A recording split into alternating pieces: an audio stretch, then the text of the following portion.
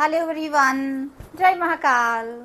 I welcome you back in another session of spoken English language program which is based on my book Let's Speak English. तो आइए शुरू करते हैं. अभी तक we have done with the preposition, right? अब preposition पर ही based हमारी next exercise आती है कि how to use the prepositions. हम prepositions को कैसे use करेंगे.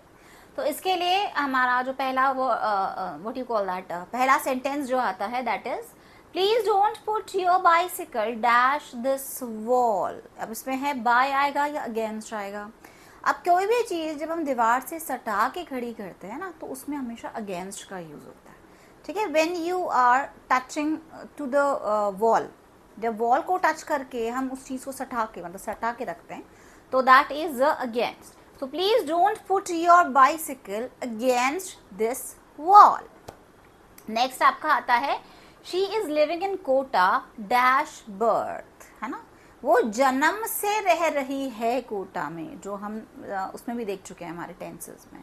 तो she नॉर्मली इसमें हम is यूज करा हुआ है, लेकिन अगर appropriate sentence होगा तो that would be she has been living in Kota since birth.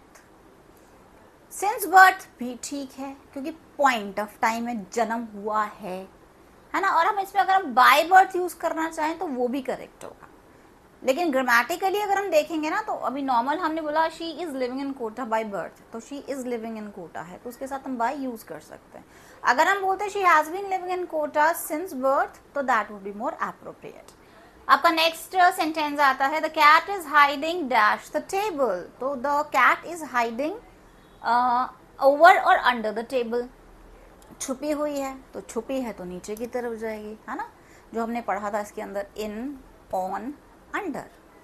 तो the cat is hiding under the table. The cat is hiding under the table. Next है आपका everybody would like walking dash the beach. Across आएगा या along आएगा, है ना.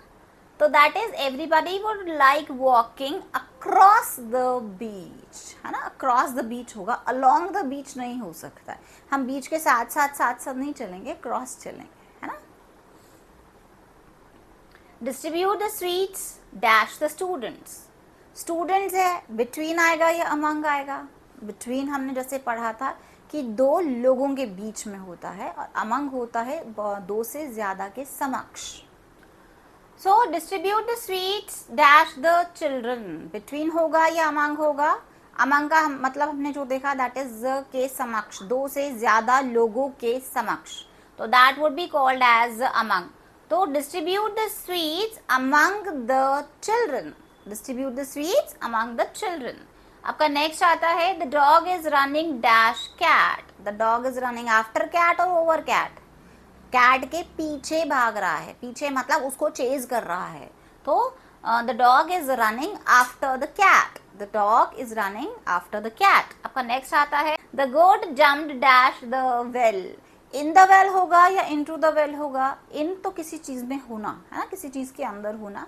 और into का हमने देखा था किसी चीज के गतिमान होते हुए अंदर की तरफ जाना. तो the goat jumped into the well. Next आता है she is going dash the classroom. She is going dash the classroom में वह क्लासरूम के अंदर जा रही है. In, inside, into. तो क्या होगा इसमें, तो अंदर की तरफ जा रही है तो दैट वुड बी इनटू. तो the she is going into the classroom. Next आपका आता है I met this girl dash the airport. I met this girl inside, on और at. वहां पर में मिला था, पर्टिकुलर प्लेस पर मिला था, तो यहाँ क्या आएगा at. तो I met this girl at the airport. आपका नेक्स्ट सेंटेंस आता है my guests are arriving dash Sunday morning. at, upon, on. कब आ रहे हैं, संडे को आ रहे हैं, है ना.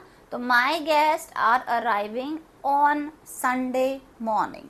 at नहीं होगा, upon भी नहीं होगा, on होगा, है ना.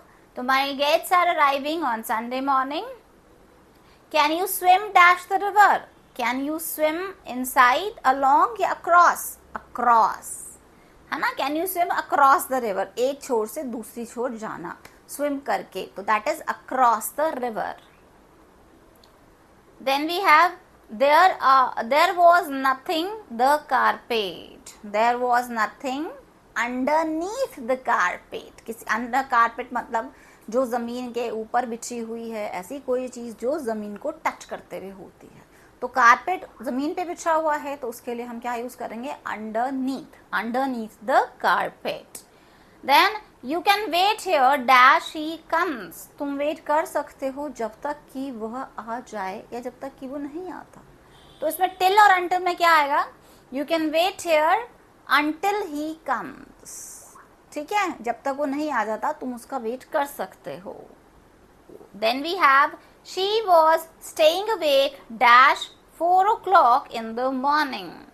4 o'clock in the morning तक वो उठी हुई थी, है ना. तो उसके लिए क्या, किसी चीज तक होता है तो दैट वुड बी टिल.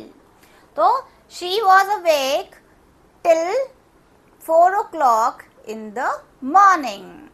आपका नेक्स्ट सेंटेंस आता है, Priyanka is sitting dash Raj and Raju, Raj और राजू के बीच में बैठी है, तो that is Priyanka is sitting between Raj and Raju.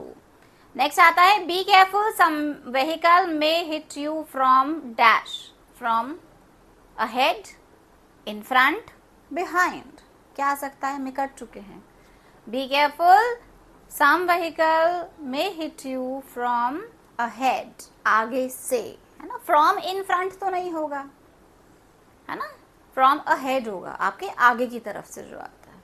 So these are the few sentences which are based on preposition. अब हम आगे फर्दर प्रोसीड करते हैं.